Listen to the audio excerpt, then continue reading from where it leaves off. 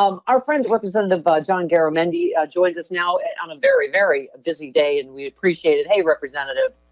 It's good to be with you, Stephanie. Sounds like you've got a small riot going on your side. It's just called a morning show. So hey, John, speaking of our great state of California, we've got two of our own representing. Eric Swalwell and Ted Lieu are on the our House impeachment managers this time around. So yay, California, right? Well, it is a very necessary responsibility they have, and they'll certainly carry it out in good form and order. The tragedy is that we're here to do this again for a very, very important reason. Yeah. Obviously, it's the president. We've had 4 years of it, and finally, it has broken out in a full-on insurrection. So we have to do our duty to protect the Constitution. Don't you love how I'm sorry with the delay, Representative, but don't you love how they seem to make it like this is fun for us? Like anybody wants to impeach this president twice. I mean, it's just, and there he is again, as usual, taking no responsibility. Asked for the 100th time for the 100th impeachable offense. Do you take any responsibility? No, of course not. It was a perfect statement. Everybody says it was, which is obviously, I mean, at this point, I think it's a danger to even play his comments in any form, don't you? Oh, absolutely. We've seen the danger that he has created for 4 years, and recently with the call to his supporters, come to Washington, it's going to be wild. He spent a month and a half rallying his troops, telling them to come to Washington. 40,000 or more did, and then assembled on the south lawn of the Capitol, the ellipse. He then incited them to mob violence, to attack the Capitol, to stop the constitutional process of certifying the election. Plain and simple. It was an insurrection. It was an attempted coup. And people died. The Congress was the Capitol, the citadel, the symbol of our democracy around the world was invaded, stormed, trashed, and the police and others were beaten, but with American flags of all things. Yeah. And the thing that, among the many things that disturbed me, several of them tore down the American flag and put up the Trump flag. Oh. Yeah. That was Representative. I've been saying that all week. That was the image that jarred me in my head. Is them you saw the American flag going down and the Trump flag being raised. Exactly. So we have to take action. To do nothing. And many of our Republican colleagues, some of them are my friends, and I'm going, don't you guys understand? Don't you understand what is at risk here? This is the democracy. And don't tell me we're going to divide the country further, which is basically their talking points on the floor is, we're going to divide the country further.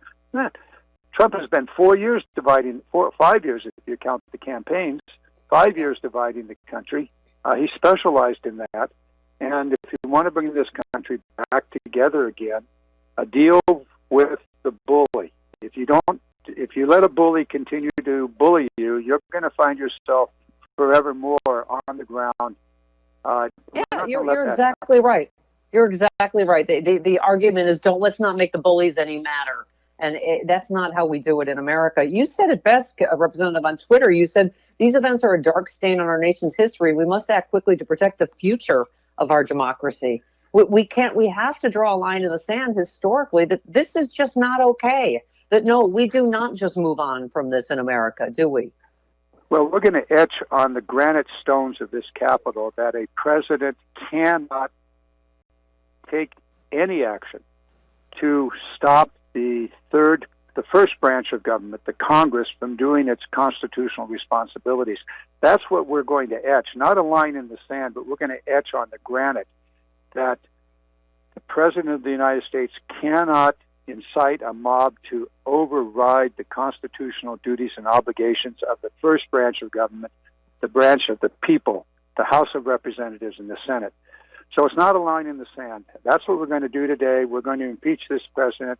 And what we're finding is that Republicans are coming to their senses and understanding the risk of not trying the president successfully in the Senate, carrying out the indictment, the impeachment that the House will put forth today. And the trial, I believe, will ultimately be successful in the Senate, and this man will be forever more prohibited from any office in the United States. Thank you. And Representative, Yes. isn't it, a testament to, to real courage and real leadership that you guys just went ahead with this, even though everyone's like, oh, well, he'll never get convicted in the Senate. Well, look what's happening now. Look what's happening now, because Democrats showed courage and, moved forward with this. Who cares at this point why? I'm sure you never thought you would hear Liz Cheney say, there has never been a greater betrayal by a president of the United States of his office and his oath to the Constitution. She told members of her caucus the impeachment vote will be a vote of conscience. In that she is in leadership, this actually is a big deal. Mitch McConnell doing it for his own purposes, saying it will make it easier to purge Trump from his party, who he blames for losing the Senate, which is true.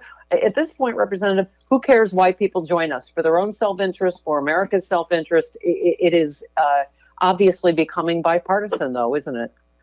Well, it definitely is, and I'm not surprised about Liz Cheney. We've worked very, very closely on the Armed Services Committee for 5 years, almost 6 years now, and she is a straight arrow. She knows right from wrong. She knows what the Constitution is, and she's acting on it. Whatever reasons the Senate is coming along, I think Republicans are tired of being badgered. They're tired of of living in fear that a tweet will come out in the morning and terminate their career. And they know, actually more than the Democrats, the totalitarian, the dictatorship tendencies of Trump, because they've lived with it. They've suffered under it, and I think they now come to the conclusion they can do away with it. They can put it into it. They were in those rooms with you under the threat from the exact same mob. Representative, where were you during this, and what was it like? Well, because of COVID, a limited number of members, both Democrats and Republicans, were allowed in the chamber at one time. I was in the second group, and I was preparing to come to the floor when all hell erupted and never got past my office. Over in the House office buildings. So I didn't get to the floor. I count myself fortunate that I was not among my colleagues who were terrorized, who were at serious physical risk and serious risk of death. But nonetheless, all of us, whether we were on the floor or not, lived through a very traumatic situation where we were targeted. The vice president was targeted. Certainly the speaker was targeted. The number 1 and 2 people in line to succeed the president. Had they succeeded, and this mob was attempting to get to both the vice president and the speaker to end the line of succession. This comes right out of the history of kings and queens, where they did everything they could to terminate the succession line. So here we are. Here we are with an opportunity to stand up for America, to stand up for democracy, to make it clear that the president cannot incite a mob to overcome the constitutional responsibilities of the Congress of the United States. And so we will impeach him today. And I believe in the next 2-3 weeks, or perhaps longer into the future, Donald John Trump will be convicted by the Senate and barred from any public office in the future. He will lose his pension. He will lose his Secret Service protection details, and he will be forever shamed in the history of America. Yeah.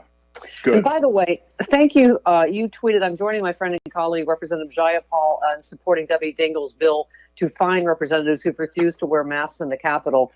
Representative, I was saying earlier on the show, I don't think I've ever been so mad watching that footage of the Republicans smirking and laughing and refusing masks while trapped with their colleagues during this, mob riot. And now 3 of your colleagues have COVID. It is, I mean, Donald Trump has made this whole party in some ways just awful and selfish. I'm sorry, I don't know how else to put it. Refusing to go through metal detectors, refusing to wear masks. It just, this party, I feel does need to be purged of some of these people, particularly the ones that helped incite this riot.